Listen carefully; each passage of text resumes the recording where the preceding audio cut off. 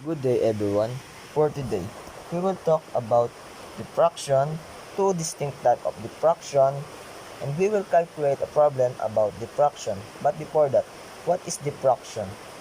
Diffraction, the spreading of waves around obstacles. Diffraction takes place with sound with electromagnetic radiation such as light, X-rays, and gamma rays, and with very small moving particles such as atoms, neutrons, and electrons, which shows wave-like properties.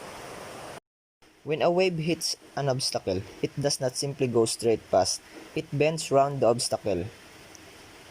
The effect of diffraction are much more noticeable if the size of the obstacle is small, a few wavelengths across, while a given size of obstacle will diffract a wave of long wavelength more than a shorter one. Diffraction is essentially the effect of removing some of the information from a wavefront. The new wavefront will be altered by the obstacle or aperture. Diffraction have two distinct types. The first one is the Fresnel diffraction. Fresnel diffraction is produced when light from a point source meets an obstacle. The waves are spherical and the pattern observed is a fringed image of the object. The second one is the Fraunhofer diffraction. Occurs with the plane wavefronts with the object effectively at infinity. The pattern is in a particular direction and is a fringed image of the source. The formula in diffraction is d multiplied by sin theta is equals to n multiplied by lambda. D means distance between slits. Theta means diffraction angle. N means order number for the maximum. And lambda for wavelength. So now you know about the basics of diffraction. Let's have an exercise test. So we will calculate a problem about diffraction. The problem is light with wavelength of 500 Newton meter passes through a slit of 0.2 mm wide. The diffraction pattern on a screen is 60 cm away. Determine that the distance between the central maximum and the second minimum. All we need to do is first we will find the given.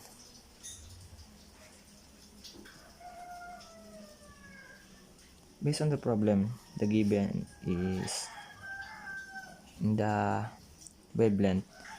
The wavelength of the problem is 500 Newton meter or 5 times 10 raised to negative 7 meter. You convert it the Newton meter to meter. The second given is the distance. The distance in the slit is 0.2 meter. 0.2 meter or 2 times 10 raised to negative 4 in millimeter. 0.2 millimeter or 2 times 10 raised to negative 4 meter.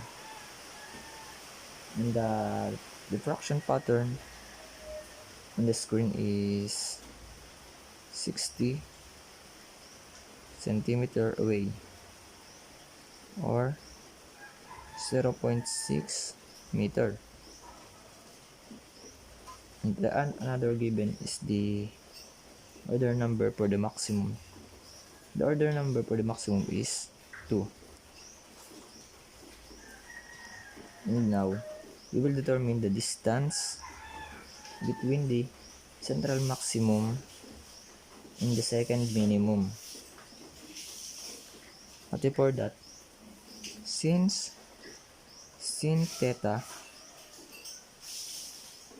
is equal to tangent theta and y over L, we will use y over L as a representation of sin theta, and because of that we will change the y, we will change it like this: y over the value of L. The value of L is 0.06 meter. 0.06 meter. So we have the value of y over 0.6 meter. So we can start to calculate the problem.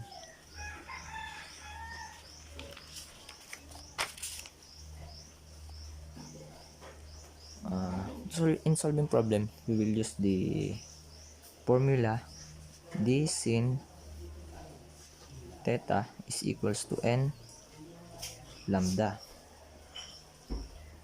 So we will put the given into this. The distance on the slit is 2 times 10 raised to negative 4 meter. And the value of sin theta, the y over L, which is the y over 0.6 meter, is equals to a number of order number for the maximum is 2, and for the wavelength is 5 times 10 raised to negative 7 meter. So all we have to do is first we will multiply the order number for the maximum and the wavelength. It will be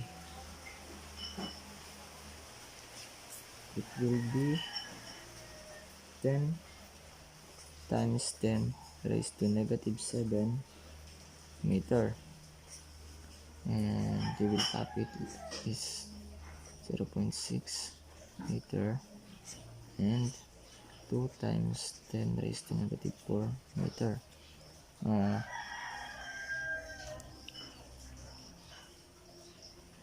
After that, we will put 0.6 in the other side to multiply to this, and all we need to do is put a 0.6 in the front.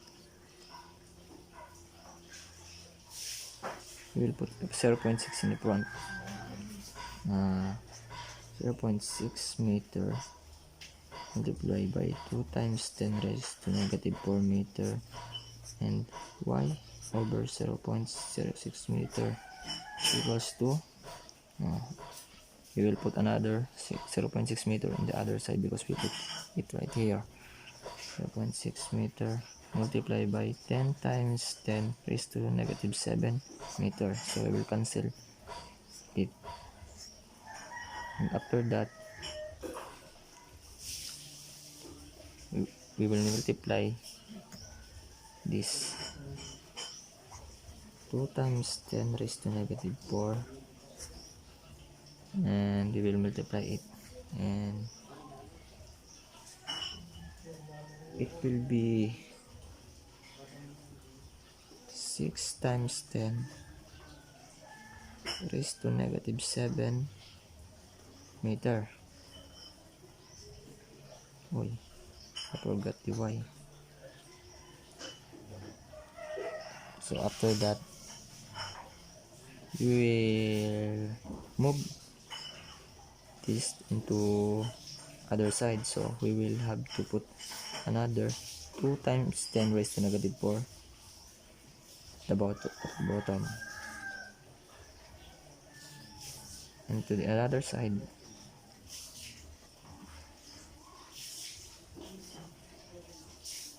and we have to cancel it. After we cancel that, we will have to divide the 6 times 10 raised to negative 7 meter and the 2 times 10 raised to negative 4 meter, and it will be y is equals to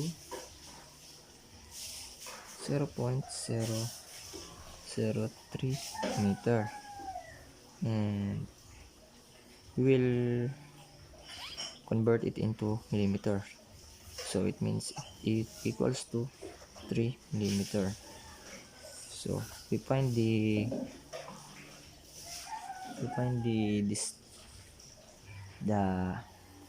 distance between the central maximum and the second minimum. I hope you understand from this, and that's for all, and thank you. Goodbye.